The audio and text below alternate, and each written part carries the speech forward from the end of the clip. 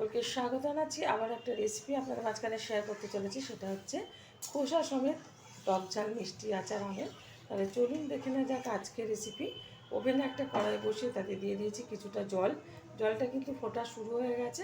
আর এদিকে কিন্তু আধ কাঁচা পাকা আমি আম এই যে খোসা সমেত কেটে নিয়েছি, এটা এখন আমি এই কড়াইয়ের জলে আস্তে আস্তে করে ছেড়ে দেবো।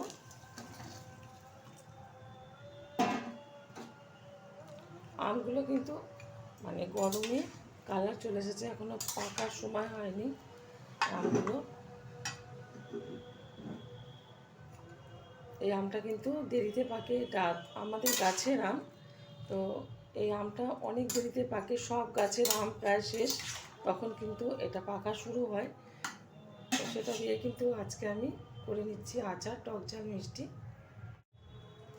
দিয়ে দেবো পরিমাণ মতো লবণ। লবণটা কিন্তু বুঝে ব্যবহার করতে হবে, যেহেতু আমে কালার চলে এসেছে, তো একটু মিষ্টি মিষ্টি ভাব এসে গেছে। তো সেই কারণে কিন্তু লবণটা একটু বুঝে ব্যবহার করতে হবে। কাঁচা আমে একটু বেশি লবণ লাগে, আর যেহেতু কালার চলে এসেছে অল্প লবণে হয়ে যাবে। তো ভালোভাবে নেড়ে চেড়ে নিচ্ছি, একটু আবারও একটু নেড়ে দিচ্ছি। নিচ থেকে কিন্তু ফোটা শুরু হয়ে গেছে এই যে জলটা। এখন এর মধ্যে দিয়ে দেবো পরিমাণ মতো চিনি। চিনিটা কিন্তু বুঝে ব্যবহার করতে হবে, টক ঝাল মিষ্টি আচার সেই বুঝে চিনিটা আমি দিয়ে দিলাম।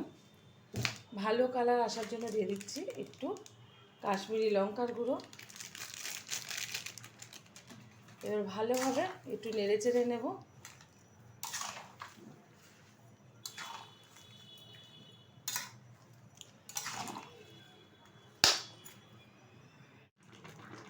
এখানে কিন্তু খুব সুন্দরভাবে আমটা আমি ফুটিয়ে নিচ্ছি, হাই আছে।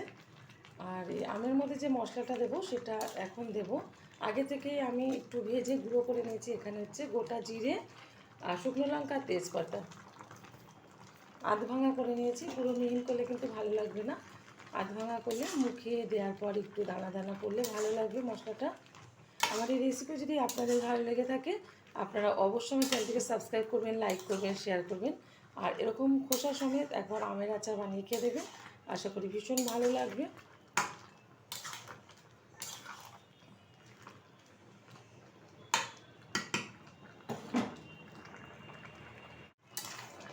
খোসা সমেত টক ঝাল মিষ্টি আচার কিন্তু হয়ে গেছে আমের। এখন আমি ওভেনটা বন্ধ করে দেবো, আর ঠান্ডা হয়ে গেলে একটা জারে ঢেলে দেবো। আর মাঝে মাঝে কিন্তু এটা রোদে দিতে হবে, নাহলে নষ্ট হয়ে যাবে, যেহেতু একটু পাকা পাকা টাইপের হয়ে গেছে। তো মাঝে মাঝে রোদেও দেবো। দেখা হবে পরের ভিডিওতে নতুন কোনো রেসিপি নিয়ে। ধন্যবাদ।